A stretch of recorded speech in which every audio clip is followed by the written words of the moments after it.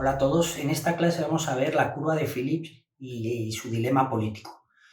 Vamos a verlo en 3 pasos. Primero vamos a ver quién era Phillips y de dónde sale esta curva, cuál es su historia. Segundo paso, veremos el razonamiento económico que hay detrás de la curva y qué información nos da sobre cómo funcionan las economías. Y el tercer paso, veremos el dilema de política económica que descubre. Muy bien, pues el primer punto es, vamos a ver qué es la curva de Phillips y por qué es tan importante en economía.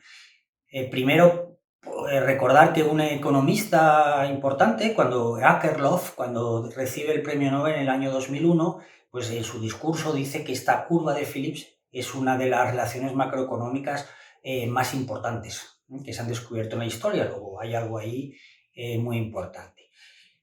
¿Qué dice la curva de Phillips? Bueno, lo que dice es que a corto plazo hay una relación entre desempleo, que el desempleo que tiene una economía, y el ritmo al que suben los precios, que es la inflación.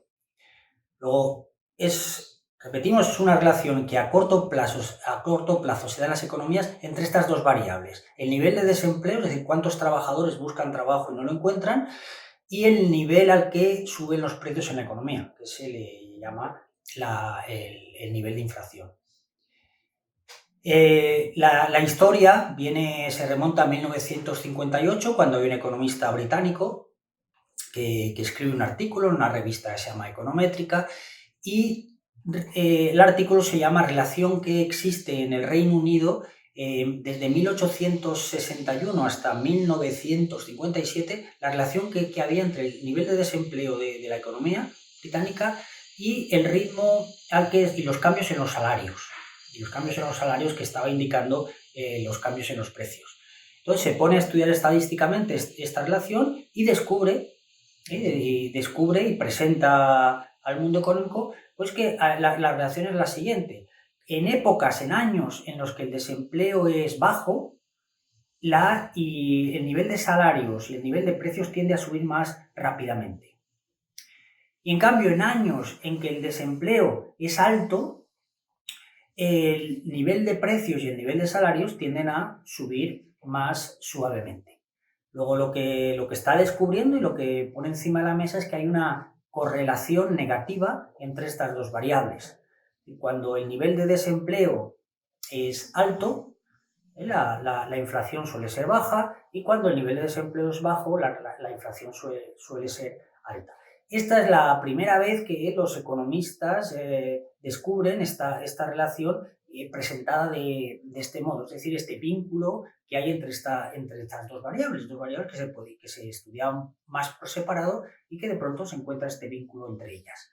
2 años después, esto podía ser una excepción para el Reino Unido, 2 años después los economistas Samuelson y Solow lo estudian para Estados Unidos y confirman que también que también existe una curva de Phillips para Estados Unidos, es decir, que existe una relación a corto plazo entre nivel de desempleo y nivel de inflación, y que es una relación negativa, van en distinta dirección.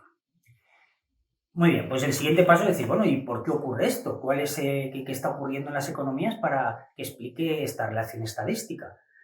Y el razonamiento que se da es que lo que está ocurriendo es que en años de bajo desempleo, cuando una economía tiene bajo desempleo, es decir, que es fácil encontrar trabajo y solo muy poca gente no lo encuentra, son periodos que están asociados a una alta demanda agregada. Es decir, hay mucha demanda de consumo, hay demanda de inversión, hay demanda de los gobiernos, hay demanda del resto del mundo. Es decir, las empresas reciben muchas compras. Cuando reciben muchas compras, para producir eso, tienen que contratar a muchos trabajadores y se reduce el desempleo. Pero a su vez, al tener que contratar a tantos trabajadores, pues tienen que ofrecer salarios más altos, hay una presión al alza sobre los salarios que a su vez se traduce en una presión al alza sobre los precios. Esta es la explicación que encuentran. Por otro lado, en periodos en que el desempleo es muy alto, una economía se asocia a periodos de una baja demanda agregada. Las familias compran poco, las empresas invierten poco, el gobierno gasta menos, y esa baja demanda agregada hace que las empresas tengan que producir menos, contratan a menos trabajadores, y eso explica el alto desempleo. Pero a su vez, como hay alto desempleo, no tienen que ofrecer salarios más elevados, no tienen que subir los salarios, entonces los salarios suben muy poco y a su vez los precios suben muy poco y la inflación es baja. Esta es la explicación que dan Samuelson y Solow a esta curva de Phillips. El siguiente paso es decir, bueno, ¿y por qué esto es muy importante? Pues esto es muy importante, entre otras cosas, porque supone un dilema de política económica. Un dilema es una situación que si quieres elegir una cosa, tienes que sacrificar otra. Si quieres elegir la otra, pues sacrificas la primera. ¿Dónde está el dilema? Pues imaginemos que una economía del año 2000 parte de un nivel de precios de 100. Entonces, el gobierno puede llevar a cabo una política de alta demanda agregada, poner mucho dinero en la economía, gastar mucho, conseguir que la demanda sea elevada. Y entonces, podría ir a un punto como el B, es decir, llevaría a un bajo desempleo, imaginemos que el 4%, pero el precio que tiene que pagar, el coste que está pagando esa economía, es que los precios van a subir más y subirían, imaginemos que a un 6%, que la inflación ya es más alta. Es decir, que el gobierno tiene la posibilidad de alcanzar ese punto, un equilibrio de la economía en B, subiendo la demanda agregada, reduciendo el desempleo, pero a su vez el coste que paga, el precio que paga, es una inflación mayor. Otra posibilidad que tiene, otro menú, otra posibilidad dentro de su menú de posibilidades es elegir un punto como el A, es decir, tener una baja demanda agregada, apostar por poner poco dinero en la economía, por gastar, que el gobierno gaste menos, y eso hace pues que el desempleo, o sea, que el nivel de precios sea bajo. El nivel de precios, por ejemplo, en el punto A estaría en un 2%, ¿sí? La inflación es muy baja, pero a su vez, como las empresas reciben menos compras, contratan a menos trabajadores y el desempleo es más alto, pongamos que de un 7%. Por supuesto, el dilema está que lo que desea cualquier gobierno es llevar a su economía a un equilibrio en el que el desempleo sea bajo, del 4%, y que la inflación además también sea baja, de un 2%. Pero ese punto lo que nos descubre, nos refleja esta curva de Phillips, es que es imposible, que las dos cosas a la vez no se pueden conseguir. Que si eliges tener más empleo o desempleo más bajo, tienes que pagar un coste en mayor inflación.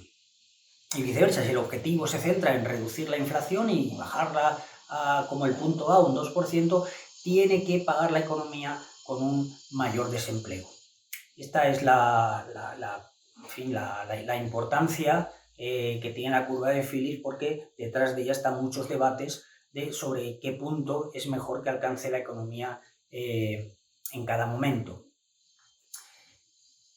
Conclusión, por lo tanto, una relación macroeconómica muy importante, se llama curva de Phillips, que es la relación que hay a corto plazo entre nivel de desempleo que hay en una economía y ritmo al que suben los precios en esa economía, la inflación.